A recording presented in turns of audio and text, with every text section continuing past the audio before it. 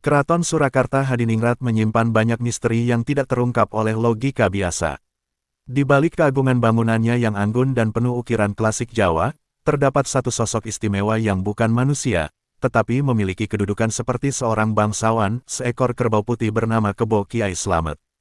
Ia bukan kerbau biasa, melainkan makhluk suci yang dipercaya sebagai penjaga spiritual keraton sejak zaman Pakubuwono II. Para abdi dalam memperlakukannya dengan penuh hormat, seolah-olah sedang berhadapan dengan leluhur sendiri. Setiap malam satu suro, malam pergantian tahun Jawa, masyarakat dari berbagai penjuru kota bahkan luar negeri rela datang ke Solo hanya untuk melihat kirap pusaka. Tapi sesungguhnya bukan hanya pusaka yang mereka tunggu, sorotan utama adalah kehadiran Kebo Kiai Slamet, sang kerbau putih keramat yang selalu berjalan paling depan dalam iring-iringan. Dipayungi oleh abdi dalam, ia melangkah perlahan, tenang, dan anggun, seperti tahu bahwa seluruh perhatian tertuju padanya. Tidak satu pun orang berani mengganggunya. Kebo Kiai Slamet adalah satu dari sekian simbol spiritual penting yang dipercaya memiliki kekuatan untuk menolak bala dan menjaga keharmonisan keraton. Kerbau ini bukan satu individu yang hidup sepanjang masa, melainkan garis keturunan dari kerbau pertama yang dipelihara oleh Raja-Raja Mataram kuno. Setiap kerbau penerus tetap diberi nama yang sama, Kiai Slamet, sebagai bentuk kesinambungan spiritual dan simbolik, bukan sekadar identitas hewan. Keunikan Kiai Slamet bukan hanya pada warnanya yang putih kemerahan, yang dalam budaya Jawa dianggap istimewa dan langka, melainkan juga pada sikapnya yang luar biasa tenang dan manusiawi. Banyak saksi mata yang menyebut bahwa Kiai Slamet bisa merasa suasana batin di sekelilingnya. Jika suasana khusyuk, ia akan berjalan sangat tenang, namun jika ada yang sembarangan atau tidak sopan, Kiai Slamet akan berhenti mendadak dan tidak mau melanjutkan langkah, seolah memberi peringatan. Dalam catatan tak tertulis para abdi dalam, Kiai Slamet bukan hanya penjaga keraton secara simbolis, tapi juga menjadi barometer spiritual kerajaan. Jika kerbau ini jatuh sakit, atau menunjukkan perilaku tak biasa, para spiritualis dan bangsawan keraton akan merasa waspada. Banyak peristiwa besar dalam sejarah keraton konon, diisyaratkan, lebih dulu oleh sikap Kiai Slamet. Dari situlah, keistimewaan sang kerbau terus diwariskan turun-temurun. Tidak semua orang bisa mendekati Kebo Kiai Slamet. Hanya abdi dalam tertentu yang telah disucikan dan mendapat restu dari pihak keraton yang boleh menyentuh atau mengurusnya. Mereka disebut abdi dalam juru kunci kandang keramat, yang pekerjaannya bukan hanya memberi makan atau membersihkan kandang, tetapi juga melakukan ritual tertentu setiap malam Jumat Kliwon dan menjelang satu suro. Mereka menyebut Kiai Slamet bukan sebagai kerbau, tetapi sebagai sinuhun, panggilan bagi yang dihormati. Hal ini menunjukkan betapa tingginya derajat kerbau ini di mata keraton. Makanan Kiai Slamet pun tidak sembarangan. Ia diberi rumput khusus yang dipanen dari tempat yang telah diberkati, dan minumannya pun air sumur tertentu yang dipercaya memiliki daya spiritual tinggi.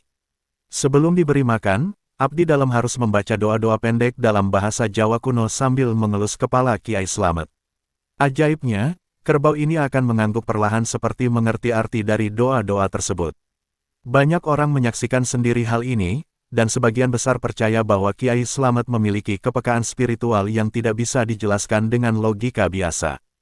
Yang membuat masyarakat makin takjub adalah kenyataan bahwa tidak pernah sekalipun Kiai Slamet menyerang manusia, bahkan saat ia dikelilingi ribuan orang dalam kirap.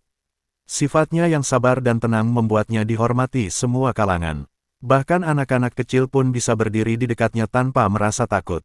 Banyak orang tua yang diam-diam membisikkan harapan kepada anak mereka saat melihat Kiai Slamet, "Nduk, supaya selamat, dedongan neng Kiai Slamet."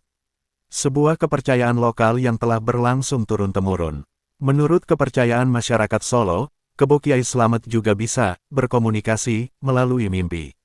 Tak sedikit orang yang mengaku pernah bermimpi bertemu dengan kerbau putih ini dan mendapatkan pesan-pesan simbolik. Seorang seniman batik pernah bercerita bahwa setelah ia bermimpi Kiai Slamet melangkah melewati kain putih, ia mendadak mendapat inspirasi desain batik baru yang akhirnya memenangkan lomba nasional. Apakah itu kebetulan? Masyarakat Solo tidak percaya pada kebetulan, bagi mereka, itu adalah berkah dari sinuhun kerbau putih. Dalam dunia spiritual Jawa, Kebo Kiai Slamet diyakini sebagai penjelmaan kekuatan penjaga alam, khususnya dari unsur tanah dan air. Oleh karena itu, kemunculannya di setiap malam satu suro dianggap sebagai simbol harmonisasi antara alam dan manusia. Banyak spiritualis menyebut bahwa selama Kiai Slamet masih ada, keseimbangan keraton akan tetap terjaga. Ia dianggap sebagai paku jagat kecil di dalam kawasan Surakarta, titik keseimbangan energi alam. Sebuah pemahaman yang hanya bisa dimengerti oleh mereka yang meyakini bahwa dunia ini dijaga bukan hanya oleh kekuatan fisik, tetapi juga oleh kekuatan. Tidak sedikit tokoh spiritual dan budayawan yang mencoba meneliti lebih dalam tentang eksistensi Kebo Kiai Slamet. Salah satu tokoh yang paling sering menyuarakan misteri ini adalah almarhum Romo Sujono Hadikusumo, seorang rohaniawan Jawa dan peneliti budaya keraton. Dalam salah satu ceramahnya di tahun 1997, beliau menyatakan bahwa Kiai Slamet bukan sekadar simbol tradisi, tetapi salah satu jembatan antar dunia yang dijaga oleh kekuatan leluhur. Menurut Romo Sujono, makhluk seperti Kiai Slamet hanya bisa eksis dalam lingkungan yang masih menjaga keseimbangan batin dan spiritual, dan itulah mengapa keraton menjadi satu-satunya tempat yang cocok baginya. Mitos tentang kekuatan supranatural Kiai Slamet tidak hanya hidup di dalam tembok keraton, tetapi juga di kalangan masyarakat umum. Banyak warga Solo yang percaya bahwa jika dalam prosesi kirap Kiai Slamet berbalik arah, maka akan terjadi musibah besar dalam waktu dekat. Kepercayaan ini bukan tanpa dasar, karena ada catatan lisan bahwa pernah terjadi peristiwa seperti itu pada tahun 1939, di mana Kiai Slamet yang sedang dikirap mendadak berhenti dan enggan melanjutkan langkah. Beberapa bulan setelahnya, terjadi pagebluk besar dan masa paceklik yang melanda wilayah Surakarta dan sekitarnya. Kisah lain datang dari seorang penjual jamu di Pasar Gede yang telah berdagang selama lebih dari 40 tahun. Ia menceritakan bahwa setiap malam satu suro, jika ia ikut melihat kirap Kiai Slamet, dagangannya selama 1 tahun berikutnya selalu laris dan diberkahi. Namun ketika suatu tahun ia absen karena sakit, ia mengalami kerugian besar dan usahanya nyaris bangkrut. Bagi perempuan itu, Kiai Slamet bukan hanya kerbau, tapi perantara berkah. Maka sejak saat itu, ia selalu menyempatkan diri untuk hadir, meskipun hanya sebentar, demi melihat sang kerbau putih keramat itu lewat. Kiai Slamet juga menjadi inspirasi kesenian lokal. Banyak penari, pelukis, hingga pencipta gending yang menjadikan sosok kerbau putih ini sebagai lambang keseimbangan dan kesabaran. Bahkan dalam dunia pewayangan Jawa kontemporer, muncul tokoh rekaan bernama Kiai Slamet Si Pambudi, seekor kerbau bijak yang menjadi penasihat para ksatria. Hal ini menunjukkan betapa dalam pengaruh Kiai Slamet pada kebudayaan masyarakat Solo, bukan hanya sebagai ikon keraton tapi juga sebagai lambang ketenangan dalam menghadapi kehidupan. Lebih jauh lagi, sebagian orang meyakini bahwa Kiai Slamet tidak akan mati secara biasa. Ketika waktunya tiba, kerbau keramat itu tidak akan mati di kandang, tapi akan hilang secara misterius, menyatu dengan alam atau kembali ke alam gaib dari mana ia berasal. Beberapa generasi abdi dalam menyebut bahwa saat kerbau tua Kiai Slamet berpulang, tidak ada bangkainya yang ditemukan.